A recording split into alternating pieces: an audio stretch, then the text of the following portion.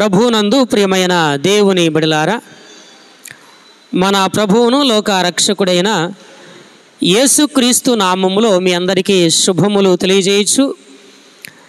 నేటి క్రీస్తు శ్రమల ధ్యాన ఆరాధనలో భాగముగా 28వ రోజు ఆరాధనలోనికి అందరినీ ప్రేమపూర్వకంగా ఆహ్వానిస్తూ ఉన్నాను.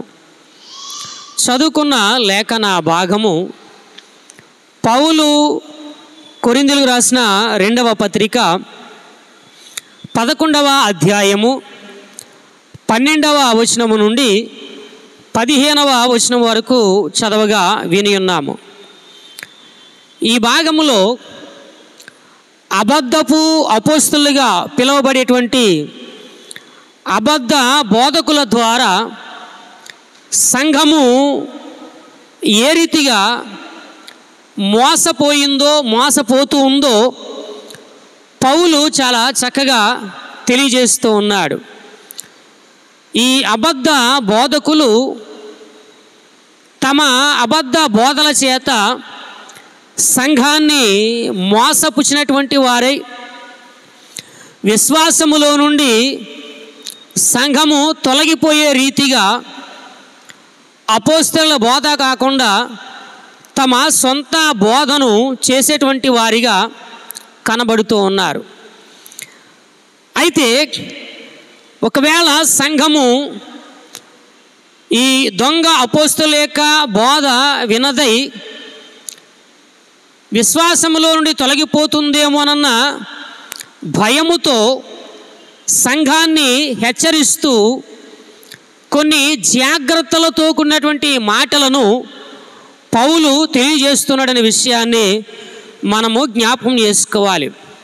4వ వచనములో ఏలయనగా వచ్చిన వాడెవడైనను మేము ప్రకటింపని మరి యొక్క యేసును ప్రకటించినను లేక మీరు పొందని మరి యొక్క ఆత్మను మీరు పొందినను మీరు అంగీకరింపని మరి యొక్క సువార్త మీరు అంగీకరించినను మీరు వానిని గూర్చి సహించుట యుక్తమే.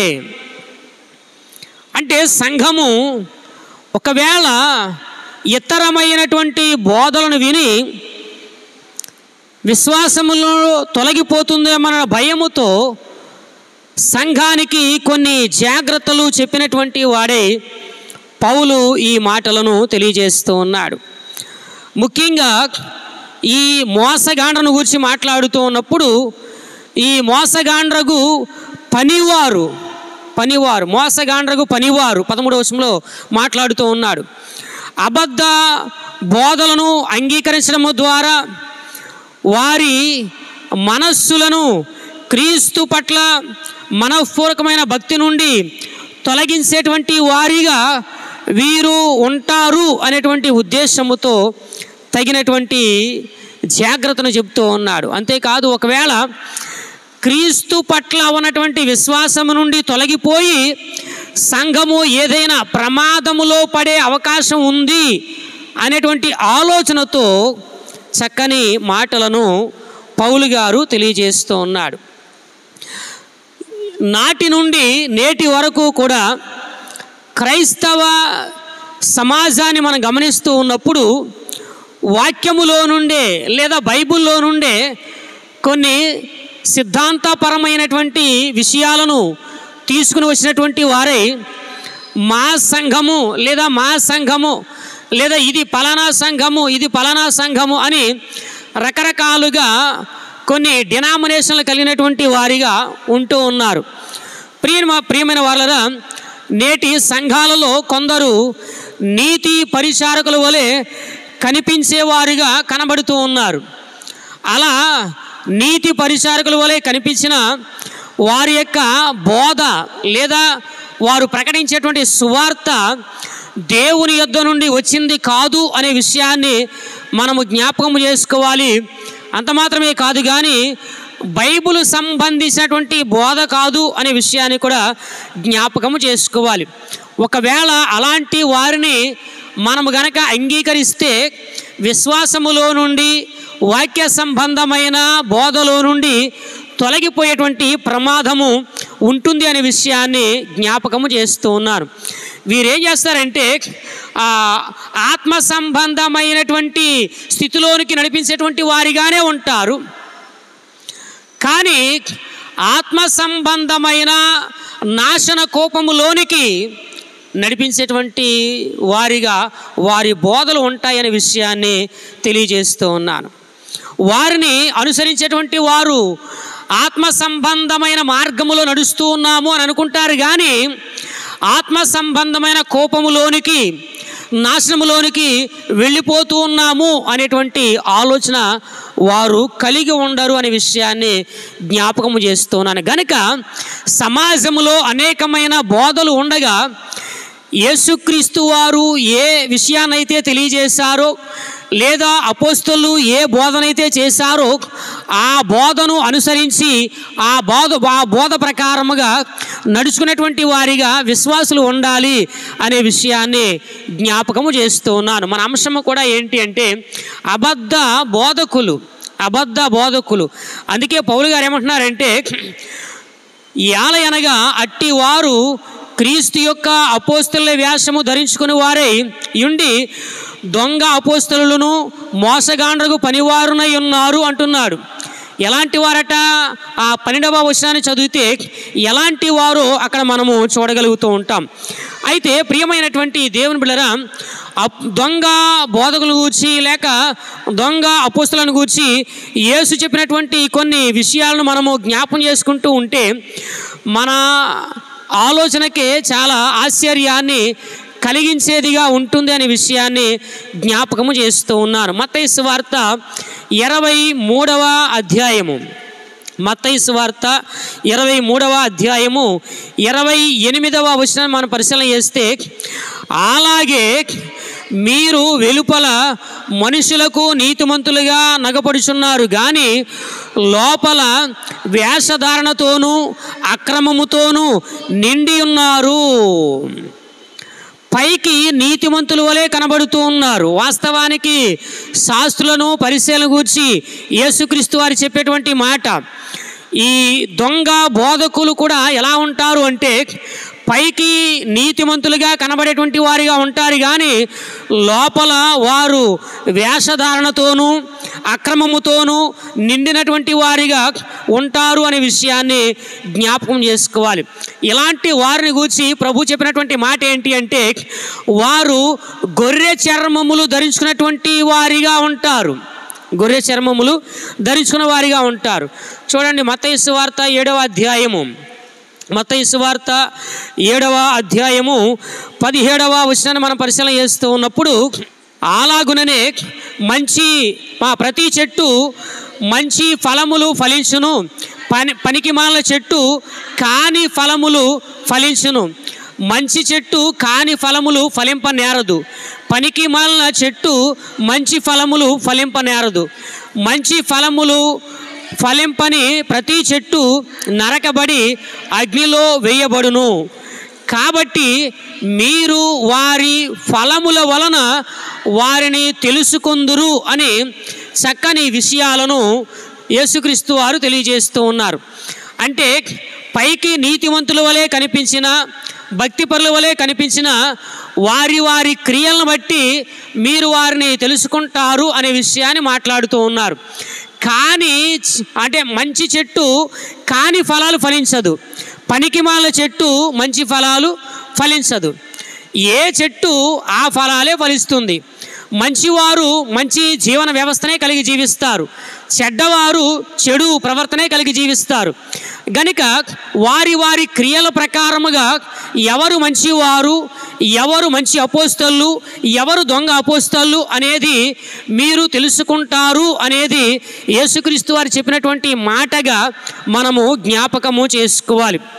ప్రియమైన వారలారా, వారు తమ సందేశానికి దైవ వాక్యాన్ని ఆసరాగా చేసుకుని బోధించి ఉండవచ్చు. అలాగే దేవుని సేవ పట్ల, ఆయన రాజ్యము పట్ల, లేక ఆ ప్రజలను రక్షణ మార్గంలో నడిపించేటువంటి వారికి ఉన్నటువంటి ఆ తృష్ణ పట్ల, నశించిపోతున్నటువంటి వారిని రక్షించేటువంటి వారిగా ఉన్న వారి ఆసక్తి పట్ల కొన్నిసార్లు మనము మంచి ఆలోచన కలిగి ఉండవచ్చు, కానీ ప్రతిదీ కూడా మంచిది కాదు అనే విషయాన్ని మనం జ్ఞాపకము చేసుకోవాలి.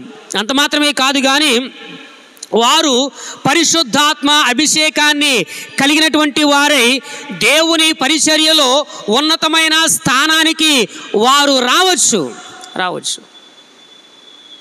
అంత మాత్రమే కాదు, ప్రశంసనీయమైనటువంటి నాయకులుగా వారు కనిపించవచ్చు.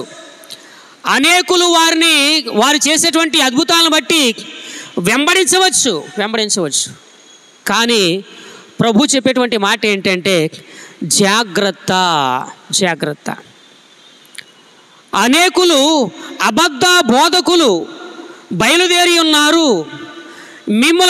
మిమ్ములను మోసపరచకుండా జాగ్రత్తగా ఉండండి అని ఆయన చాలా చక్కగా తెలియజేస్తారు. మత్తయి సువార్త 24వ అధ్యాయాన్ని మనం పరిశీలన చేస్తూ ఉన్నప్పుడు అక్కడ 4వ వచనములో యేసు వారితో ఇట్లా, నేను ఎవడును మిమ్మును మోసపరచకుండా చూచుకొనుడి.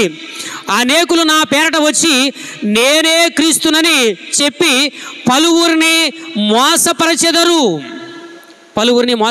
అంతేకాదు 23వ వచనములో ఇదిగో ఆ కాలమందు ఎవడైనను ఇదిగో క్రీస్తు అక్కడ ఉన్నాడు, ఇక్కడ ఉన్నాడు, అక్కడ ఉన్నాడు అని చెప్పిన ఎడల నమ్మకుడి. అబద్ధపు క్రీస్తులను అబద్ధపు ప్రవక్తలను వచ్చి సాధ్యమైతే ఏర్పరచబడిన వారిని సహితము మోసపురుషుటకై గొప్ప సూచక క్రియలను మహత్కార్యములను కనపరిచెదరు. జాగ్రత్తగా ఉండాలి అని ప్రభు అయినటువంటి యేసుక్రీస్తు వారు జ్ఞాపకము చేస్తూ ఉన్నారు. చదువుకున్న లేఖన భాగములో కూడా పౌలు గారు అదే విషయాన్ని సంఘానికి తెలియజేస్తూ ఉన్నాడు. చూద్దాం 13వ వచనాన్ని ఒకసారి జ్ఞాపకం చేసుకుందాం. యాలయనగా అట్టివారు క్రీస్తు యొక్క అపోస్తలుల వేషము ధరించుకున్న వారై ఉండి దొంగ అపోస్తలులను మోసగాండ్రగు పనివారునై ఉన్నారు. పనివారుగా ఉన్నారు. దొంగ అపోస్తలుగా వారు ఉంటూ ఉన్నారు. ప్రియమైనటువంటి దేవుని బిడ్డలారా, మహా మోసగాడైనటువంటి అపవాది దుష్టులను తన కింకరులుగా ఉపయోగించుకుని వారిని దొంగ అపోస్తలుగాను అలాగే దొంగ మోసగాండ్రకు పనివారుగాను మార్చేటువంటి వాడిగా ఉంటూ ఉంటాడు. మోసగాండ్రకు పనివారిగా దొంగ అపోస్తలుగా వారిని మార్చేటువంటి వాడిగా ఉంటూ ఉంటాడు. ఇలాంటి వారిని గూర్చి మనము చాలా జాగ్రత్తగా ఆలోచన చేయాలి. ఇలాంటి వారిని గూర్చి బైబిల్ గ్రంథము కూడా అనేక రీతిలుగా మాట్లాడుతూ ఉంది. మనము కూడా గ్రహించవలసింది ఏంటంటే, ఎవరైనా ఒకవేళ వచ్చి తమ క్రియల చేత తమ మాటల చేత మోసపుచ్చకుండా చూచుకోవాల్సినటువంటి జాగ్రత్త విశ్వాసిగా మనకు ఉంది అనే విషయాన్ని తెలియజేస్తూ ఉన్నాను.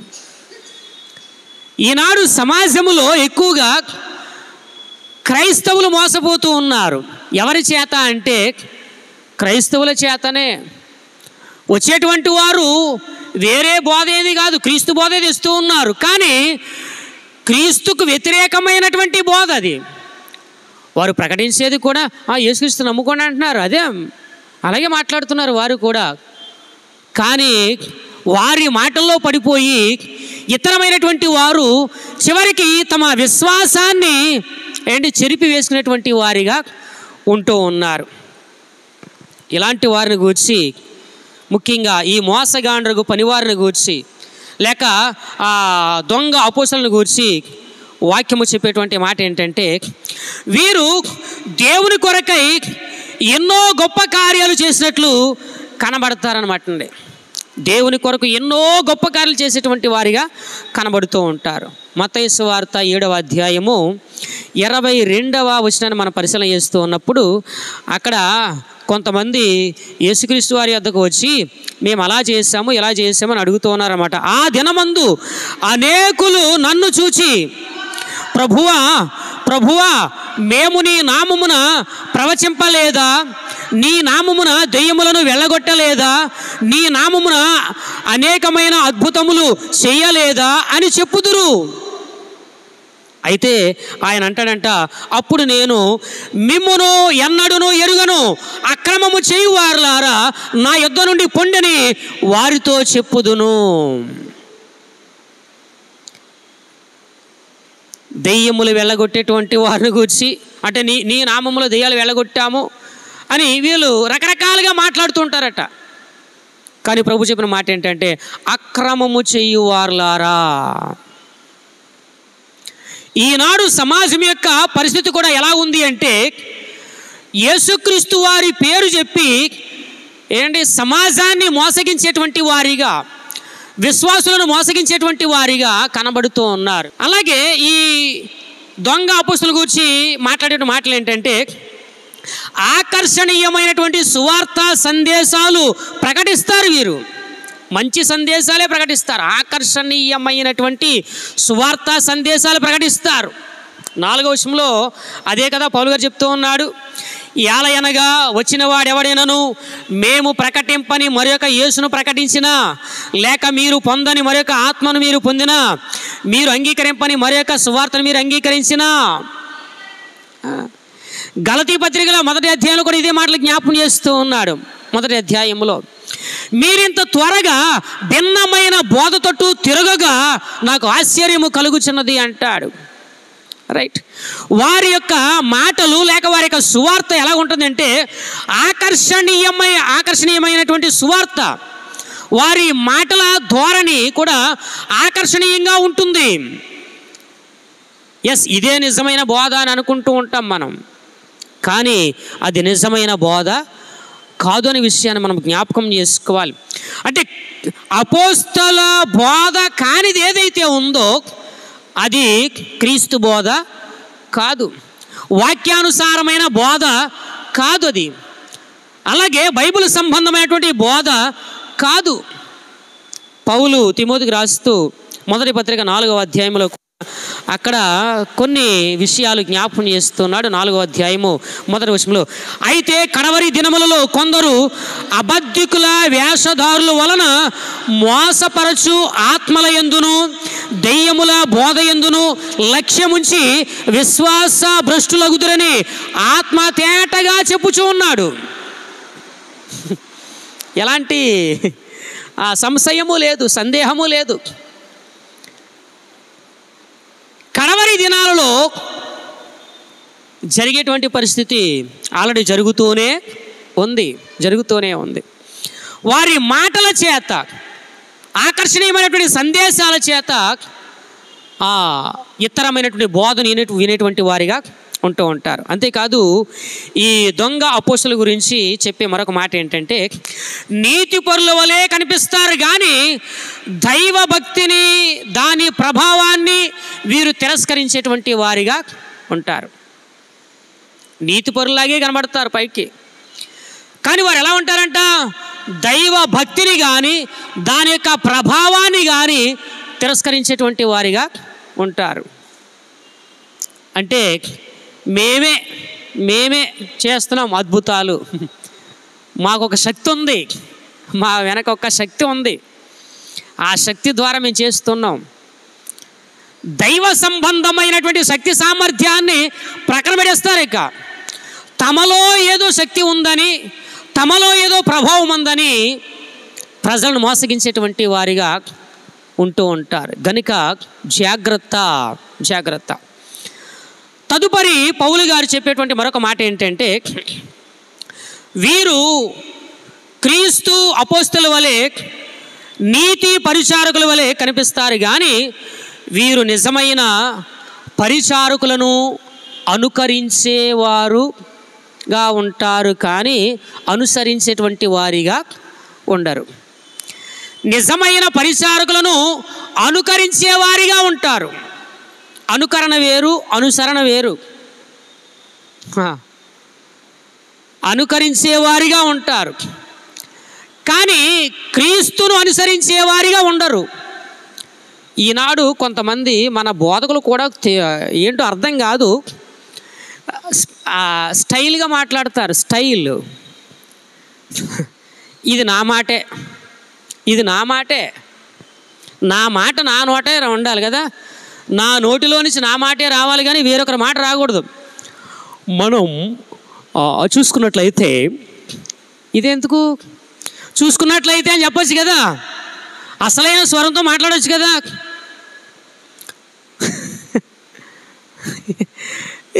ఎవరిని అనుకరిస్తూ ఉంటారు, అనుకరణ. ప్రియమైనటువంటి వాళ్ళరా గమనించండి, ఇక్కడ ఈ దొంగ అపోస్తలులు నీతి పరిచారకుల వలె ఉంటారు, అలాగే మంచి బోధకులను అనుకరించేవారిగా ఉంటారు, కానీ అనుసరించేవారిగా ఉండరు. మంచి బోధకులను అనుసరించేవారిగా ఉండాలి, అనుకరించేవారిగా కాదు. పౌలు గారు ఒక మాట జ్ఞాపకం చేశారు 11వ అధ్యాయంలో మొదటి పత్రిక, నేను క్రీస్తును పోలి నడుచుకునిచున్న ప్రకారము మీరును నన్ను పోలి నడుచుకోండి. అది అలాగని ఇక్కడ పౌలుని వెంబడించమని కాదు అర్థం. నేను క్రీస్తును పోలి నడుచుకునిచూ ఉన్నాను, నేను ఎలాగైతే నడుస్తూ ఉన్నానో అలాగే మీరు కూడా క్రీస్తును పోలి నా వలే నడుచుకోండి అని అర్థం అన్నమాట. అది నా వలే నడుచుకోండి, అంతేగా నన్ను వెంబడించండి, నన్ను అనుసరించండి అని కాదు, నా వలే నడుచుకోండి, నేను క్రీస్తుని అనుసరిస్తూ ఉన్నాను కనుక నాకులాగా మీరు రండి, అది అన్నమాట. నాలాగా మీరు కూడా రండి. ప్రియమైనటువంటి దేవుని బిడ్డలారా, ఈ దొంగ అపోస్తలులు నీతి పరిచారకుల వలె కనిపిస్తారు, కానీ వీరు నిజమైనటువంటి పరిచారకులను అనుసరించేవారు కాదు, లేదా తమ ఉపదేశాల్లో ఒక రకమైనటువంటి భక్తిని నింపేటువంటి వారిగా ఉంటారు వారి యొక్క ఉపదేశాలతో, కానీ భక్తిలో ఉన్నటువంటి శక్తిని మాత్రము వీరు ఎరుగని వారిగా ఉంటూ ఉంటారు. చూద్దాం ఒక్కసారి 2వ పత్రిక, తిమోతి రాసిన 2వ పత్రిక 3వ అధ్యాయము 5వ వచనం. 3వ అధ్యాయం 5వ వచనం, పైకి భక్తి గల వారి వలె ఉండి దాని శక్తిని ఆశ్రయించని వారునై యుందురు.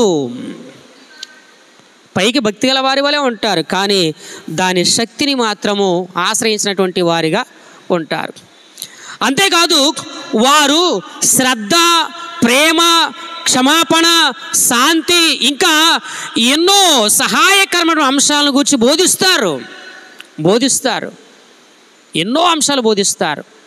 సహనము, ప్రేమ, ఆసక్తి, ఏంటి మంచి ప్రవర్తన, నడవడిక, యథార్థత, ఇలా మంచిగా వారు బోధిస్తారు, కానీ సాతాను ప్రభావము క్రింద వారు ఉంటారన్నమాట.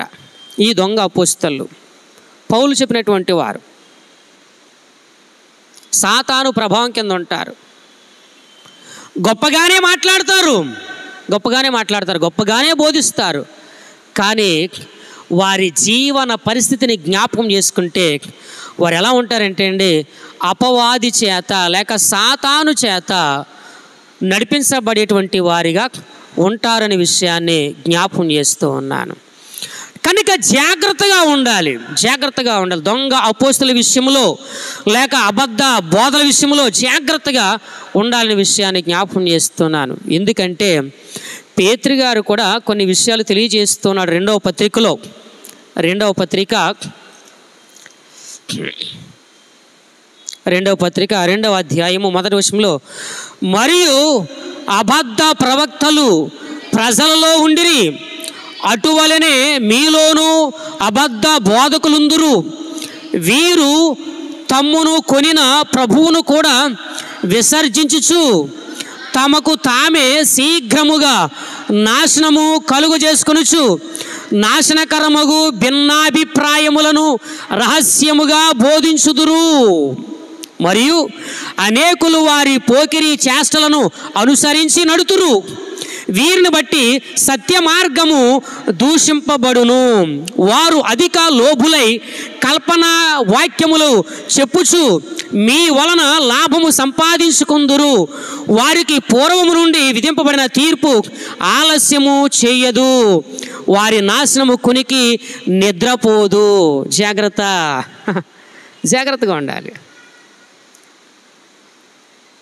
ఎప్పుడైతే మనము వాక్యాన్ని అనుసరించి జీవిస్తామో, వాక్యాన్ని చదివినటువంటి వారమై వాక్యం పట్ల శ్రద్ధ కలిగి ఉంటామో, వాక్యముతోనే విశ్వాస జీవితాన్ని ముడిపెట్టుకుంటామో, అప్పుడు దొంగ అపోస్తలు కానీ లేక అబద్ధ బోధకులు కానీ ప్రకటించేటువంటి మాటలను మనము వినము అనే విషయాన్ని జ్ఞాపకము చేస్తూ ఉన్నాను. ఒకవేళ అవి మన చెవిని పడినా వెంటనే వాటిని అక్కడ నుండే తొలగించుకునేటువంటి వారిగా ఉండాలి. కానీ ఆ మాటలు ఎప్పుడైతే చెవిలో పడ్డాయో ఆ చెవిలో పడినటువంటి మాటలు ఇంటి దాకా రాకూడదు. ఇంటి వరకు వస్తే ప్రమాదమే. ఎందుకు నేను విషయాలు జ్ఞాపకం చేస్తూ ఉన్నానంటే, సమాజంలో అలాంటి బోధలను ప్రచారం చేసేటువంటి వారు ఉంటూ ఉన్నారు. వారి బోధలను మనం వినేవారిగా ఉండకూడదనే విషయాన్ని జ్ఞాపకము చేస్తూ ఉన్నాను. వీరు అపోస్తుల వలె క్రీస్తు అపోస్తుల వలె కనిపిస్తారు, నీతి పరిచర్యలో కనిపిస్తారు. అంత మాత్రమే కాదు కానీ క్రీస్తును బోధించేవారిగానే ఉంటారు. అంతేకాదు, వీరి సువార్త మానవ తర్కముతో కూడినదిగా ఉంటుంది. కానీ లేఖనాలకు కట్టుబడి మాత్రము ఉండదు. బోధించేటువంటి బోధ లేఖనాలకు కట్టుబడినదిగా ఉండాలి. ఒకవేళ ఏదైనా తర్కము గనక వస్తే ఆ తర్కాన్ని కూడా లేఖనాలలో నుండే ఛేదించేటువంటి వారముగా ఉండాలి. అంతేకాదు, సందర్భాన్ని కూడా జ్ఞాపకము చేసుకోవాలి. సందర్భం లేకుండా మాట్లాడితే గనక ఆన్సర్ రాదు. పౌలు ఏ ఉద్దేశముతో చెప్పాడు ఆ ఉద్దేశాన్ని గ్రహించాలి. అక్కడ సందర్భం ఏంటి, లేక ఆ ప్రాంతం యొక్క సంస్కృతి సాంప్రదాయం ఏంటి, ఆ ప్రాంత ప్రజల యొక్క జీవన పరిస్థితి ఏంటి, వీటినన్నిటినీ క్రోడీకరించి చెప్పగలగాలి. అదనమాట అండి. అంతేగాని అక్కడ అలాగ ఉంది కదా, అది అలా చేసేద్దామా అంటే చేసేయకూడదు. సందర్భాన్ని బట్టి మాట్లాడారు కనుక ఆ సందర్భాన్ని కూడా జ్ఞాపకము చేసుకోవాలి. రైట్, ఇక చివరిగా ముగిస్తూ ఉన్నాను. ఈ దొంగ అపోస్తులు లేదా మోసగాండ్రగా అపోస్తుల యొక్క స్థితి కూడా ఎలా ఉంటుందంటే, వీరు క్రీస్తును చెరపగోరేటువంటి వారు, వాక్చాతుర్యము చేత క్రీస్తు బోధను చెరిపేటువంటి వారిగా ఉంటూ ఉంటారు. క్రీస్తు సువార్తకు వ్యతిరేకమైన మాటలు కానీ లేక క్రీస్తు సువార్తకు అనుకూలమైనటువంటి దాన్ని ప్రకటించకుండా ఉండేటువంటి వారిగా కానీ వీరు ఉంటారన్నమాట. వాక్చాతుర్యము కాదు కానీ దేవుని వాక్శక్తి చేత ప్రతి కాపరి కూడా మాట్లాడాలి. పౌలు గారు కొన్ని సందర్భాల్లో మాట్లాడే మాట ఏంటంటే, నేను వాక్చాతుర్యాన్ని బట్టి మాట్లాడడం లేదు అంటాడు. వాక్చాతుర్యాన్ని బట్టి కాదు, దేవుడు ఏ శక్తినైతే పౌలు యొక్క నోట ఉంచాడో అదే శక్తి చేత పౌలు మాట్లాడేటువంటి వానిగా ఉంటూ ఉన్నాడనే విషయాన్ని జ్ఞాపకము చేస్తూ ఉన్నాను. పౌలు కొరింథీయులకు రాసిన మొదటి పత్రిక 1వ అధ్యాయము 17వ వచనములో, బాప్తిస్మం ఇచ్చుటకు క్రీస్తు నన్ను పంపలేదు కానీ క్రీస్తు యొక్క శిలువ వ్యర్థము కాకుండానట్లు వాక్చాతుర్యము లేకుండా సువార్త ప్రకటించుటకే ఆయన నన్ను పంపెను. వాక్చాతుర్యముతో కాదు. ఇంకా 2వ అధ్యాయంలో కూడా చూస్తే, సహోదరులారా, నేను మీ యొద్దకు వచ్చినప్పుడు వాక్చాతుర్యముతో కానీ జ్ఞానాతిశయముతో కానీ దేవుని మర్మమును మీకు ప్రకటించుచు వచ్చిన వాడను కాను. అది వాక్చాతుర్యంతో ప్రకటించలేదు, జ్ఞానాతిశయముతో ప్రకటించలేదు. ఎలా ప్రకటించాడో తదుపరి మాట్లాడుతూ ఉన్నాడు. వీరు వాక్చాతుర్యాన్ని కలిగినటువంటి వారై వారికి ఉన్నటువంటి ప్రఖ్యాతను బట్టి, పేరు ప్రఖ్యాతను బట్టి బోధించేటువంటి వారిగా ఉంటారు. అంతేకాదు వారు క్రీస్తు సువార్తను చెరపగోరేటువంటి వారిగా, క్రీస్తు యొక్క బోధను చెరపగోరేటువంటి వారిగా ఉంటూ ఉంటారు. కనుక వారి విషయంలో జాగ్రత్తగా ఉండాలి. అబద్ధ బోధకులను ఖండించాలి, అబద్ధ బోధకులను ఖండించాలి, అబద్ధ సంబంధమైనటువంటి వాక్యాన్ని కూడా ఖండించేటువంటి వారముగా ఉండాలి. యోధా పత్రికలో జ్ఞాపకం చేసుకుంటే 3వ వచనంలో, ప్రియులారా మనకందరికీ కలిగేడు రక్షణను గూర్చి మీకు వ్రాయవలనని విశేషాసక్తి గలవాడనై ప్రయత్నపడుచు ఉండగా పరిశుద్ధులకు ఒక్కసారి అప్పగింపబడిన బోధ నిమిత్తము మీరు పోరాడవలనని మిమ్మల్ని వేడుకొనుచు మీకు వ్రాయవలసి వచ్చెను. పరిశుద్ధులకు ఒక్కసారి అప్పగింపబడిన బోధ నిమిత్తము పోరాడాలన్నమాట. అది దాని విషయంలో పోరాటం చేయాలి. కనుక జాగ్రత్తగా ఉండాలి. ఈ వీరి బోధ ఇతరులను సంతోషపెట్టే రీతిగా ఉంటుంది, ప్రజలను సంతోషపెట్టే రీతిగా ఉంటుంది. కానీ వాక్యము అనేది దేవుణ్ణి సంతోషపెట్టే రీతిగా ఉండాలి, దేవుణ్ణి సంతోషపెట్టే రీతిగా. కానీ నేటి క్రైస్తవ సమాజానికి ఏం కావాలంటే వాక్యము ద్వారా ప్రజలను సంతోషపెట్టే రీతిగా ఉండేవారు కావాలి. అంతే కదండి, ప్రజలను సంతోషపెట్టే రీతిగా ఉండాలి.